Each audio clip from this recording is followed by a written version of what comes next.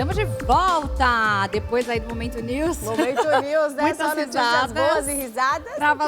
Trava-línguas. Tô rindo até agora. Ai, gente, muito bom, muito bom. Mas agora vamos falar um pouquinho sério agora. Vamos falar sobre infertilidade, né? Sobre aquela dificuldade para engravidar. Você teve tranquilidade quando você foi ter Tranquilidade, sua filha, totalmente. assim? Foi super tranquilo, mas tive problemas na família de pessoas que tiveram problemas com infertilidade. Olha Não é só, muito fácil, é muito né? comum, né? Cada vez mais isso tem aumentado.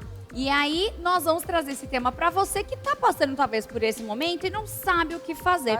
Então, recebendo aqui hoje o Dr. Michel Mandelmann, que já esteve conosco aqui algumas vezes. Querido, primeira vez desse ano agora, né, doutor? Primeira vez. Prazer em revê-la, prazer em conhecer a Kelly. Prazer meu. É um prazer estar na Rede Mais Família, nesse programa sempre cada vez melhor. Ai, que delícia! Obrigada. Ó, mês que vem a gente faz um ano de programa, viu, doutor? Que bom. Que sejam vários e vários, longos e longos anos. Amém, amém. Bom, vamos começar então a falar do nosso tema aqui, que é sobre essa dificuldade de engravidar. Por que tá tendo mais e mais casos agora, assim? O que tá acontecendo? É alimentação, hormônio? Ou isso sempre já acontecia, a gente que não tava prestando atenção? Na verdade, o que não falta são causas de infertilidade. A gente precisa diferenciar o conceito de infertilidade de esterilidade. O que é esterilidade? Esterilidade é quando realmente o casal, ou a mulher, nunca vão engravidar. Por exemplo, o homem que teve um câncer de testículo, tá? Quer dizer, não tem o órgão produtor do espermatozoide, que é a célula reprodutora masculina. Tá? Ou a mulher tirou o útero. Tá? Tirou o útero ou por um tumor ou por um mioma que chamava atenção. O que é infertilidade? Quando o casal, tendo relações sexuais frequentes, frequência é uma coisa muito relativa. Se o casal tem realmente o objetivo de engravidar, tem que ter relação frequente. Aquilo que eu brinco, não deixar o homem sair com os amigos no fim de semana. Prender ele. Se o objetivo é engravidar... Ele nem vai gostar, né? Se o objetivo é engravidar, tá? Realmente ter relações sexuais frequentes sem uso, obviamente, qualquer anticoncepcional, oral, injetável, de um preservativo, se depois de um ano não conseguir engravidar, você considera como infertilidade. Os conceitos novos, tá? Para paciente acima de 35 anos até 6 meses, porque a idade da mulher conta, é um fator limitante. Aquilo que eu falo, mulher com 40 anos, 45 anos, é muito nova, mas para a natureza não é tão nova assim. Por quê? Porque vai perdendo a quantidade dos folículos. Folículos são aquelas estruturas que no início do ciclo menstrual são formados quando ela começa a sangrar, Bárbara e Kelly. E cada ciclo de vários folículos que estão ao redor do ovário, um deles vai para o meio e começa a crescer. Quando chega no ciclo, ele rompe, estoura, libera aquela bolinha que tem ali dentro, que é o óvulo, ele vai até o final do ovário, entra nas tubas, muda o nome, a trompa, é onde encontra o espermatozoide com o óvulo. Se ela tiver relação sexual superior, grande chance de engravidar. O que acontece com o evoluir da idade da mulher, perde-se a quantidade desses folículos e a qualidade deles também. Quer dizer, a chance de alto risco é grande e a chance de ela ter dificuldade em engravidar também é grande. Agora me diz uma coisa, nesse caso, né, quem que deve ser investigado, o homem ou a mulher? Então, nós estamos, em alguns casos, veja bem, não são todos os casos, num país machista. A gente sabe que 30% das causas de infertilidade são de origem feminina, 30% de origem masculina, 30% dos dois juntos e 10% uma situação chamada de ISCA. O que é ISCA? A abreviatura de uma situação chamada de infertilidade sem causa aparente. Ou seja, você investigou todo um protocolo de causas, tanto para a mulher quanto para o homem, e não se achou uma causa aparente. Hoje em dia tem muita discussão, Kelly e Bárbara, a respeito das causas imunológicas, que essas causas imunológicas podem se enquadrar nesse quadro de infertilidade sem causa aparente. É como se fosse o nenê, você tem vários parâmetros que você investiga, tá?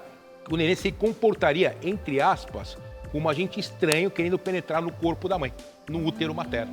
Então você tem vários parâmetros que você investiga se realmente a causa é imunológica ou não. Você sabe que de um tempo pra cá eu ouvi muitas pessoas falando sobre a trombofilia, que é uma das questões muito aparentes hoje. E eu tenho uma amiga, doutor, que ela teve 2 gravidezes e eu falei pra ela, olha, eu não sou médica, mas assim, investiga. E ela descobriu essa trombofilia. Entra nesse último grupo de causas que são a infertilidade sem causa aparente, que é a causa realmente imunológica, tá? Tem a ver com trombofilia. Tem uma situação chamada síndrome antifosfolípide, que também se encaixa nisso. Quer dizer, olha, na verdade não são todos os serviços que realmente identificam esse tipo de infertilidade sem causa aparente. Tem alguns serviços aqui, tem serviços muito bons que investigam isso aí. E quais são os exames que são então, feitos? Então, vamos lá, só para completar em relação às causas, como eu falei, em relação o homem, ele só acha que a causa é da mulher. Por isso que eu falei que ainda nós estamos num país, machista, entre aspas, pouco machista, né? Bom, vai investigar você. Para mim tá tudo bem, não. Você vai investigar. Você pode pedir um espermograma, por exemplo, do homem, que é uma pesquisa básica que o próprio ginecologista pode fazer, e ele não tem nenhum espermatozoide lá. Quais são as causas? Tem várias causas. Tem as causas hormonais, as causas anatômicas, tá? E as causas de algumas doenças. Por exemplo, causas hormonais. A gente sabe que todo o mecanismo da ovulação da mulher é controlado pelo cérebro. Tem um órgão aqui chamado hipotálamo, que manda mensagens para um órgão chamado hipófise, que a hipófise fabrica hormônio. O que é hormônio? São substâncias fabricadas num lugar, mas não é daquele lugar que foi fabricado, age longe. A hipófise fabrica uma série de hormônios que agem praticamente em todas as glândulas do nosso organismo, tanto no organismo feminino quanto no organismo masculino. Vou citar dois deles. Um se chama FSH, hormônio folículo estimulante, outro se chama LH, hormônio luteinizante. Ninguém precisa saber esses nomes. Tá? O que o FSH faz? Ele manda a mensagem para o útero para estimular a produção do hormônio estrógeno, faz a mulher menstruar. O que o LH faz? Manda a mensagem para o ovário produzir um outro hormônio chamado progesterona, que faz a mulher ovular. Se tiver um descontrole, alguma dificuldade nesse processo, a mulher vai ter dificuldade de menstruar e até de ovular. Para a mulher engravidar, naturalmente ela precisa ovular. Causas anatômicas, uma má formação no útero. O que mais? Má formação nas tubas. Existe um exame que é um pouco doloroso, que a mulher tem de fazer, que é a tal da histerosalpingografia. Tá? E, não sei se é um termo latim ou grego. Histero, útero. Salpingo, trompa. Grafia, contraste. Se injeta um contraste pela vagina, que passa pelo canal do colo do útero, o colo do útero é um canal, entra no útero e já denota como é que está a formação do útero. Se tem alguma malformação, depende, não vai conseguir implantar um neném lá dentro e segurar durante 9 meses. Entendi. Tá? E se tiver alguma malformação nas tubas, algum obstáculo que impeça a passagem do contraste, o contraste vai parar. Quer dizer, ou uma ou outra, as duas tubas estão fechadas, estão obstruídas, não consegue passar o contraste. Onde é que se encontra o espermatozoide, que é a célula reprodutora masculina, com o óvulo? Nas tubas. Então, esse exame denota isso. É um dos exames que a gente pede.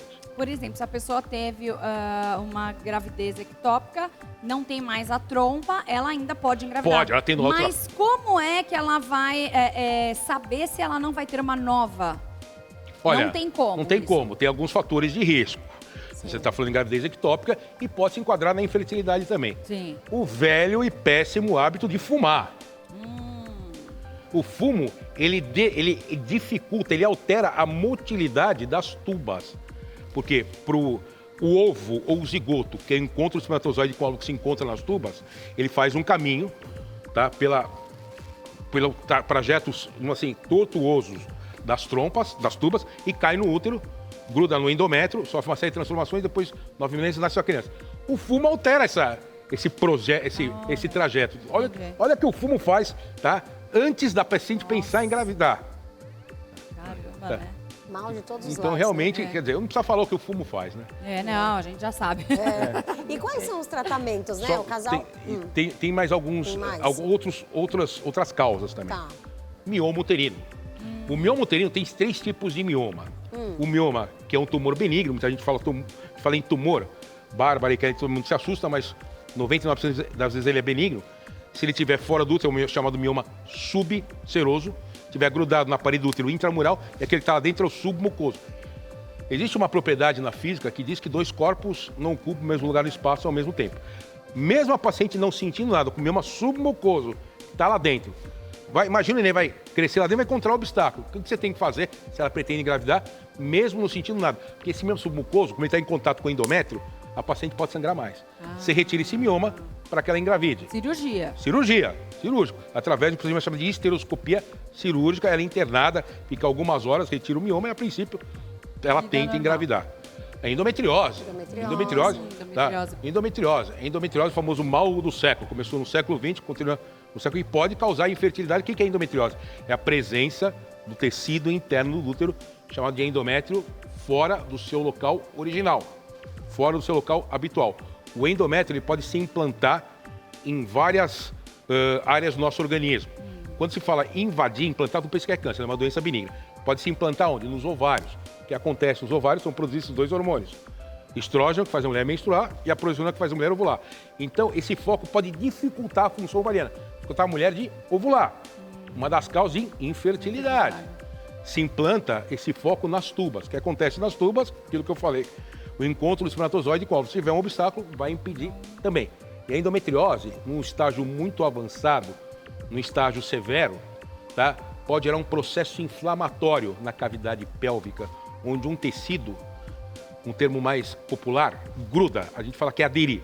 Onde você vê útero aderido ao ovário, ovário aderido a intestino, útero aderido ao intestino. Pode até causar uma deformidade na formação do útero. Você tem que desfazer essas herências. Mais motivo para ser infertilidade.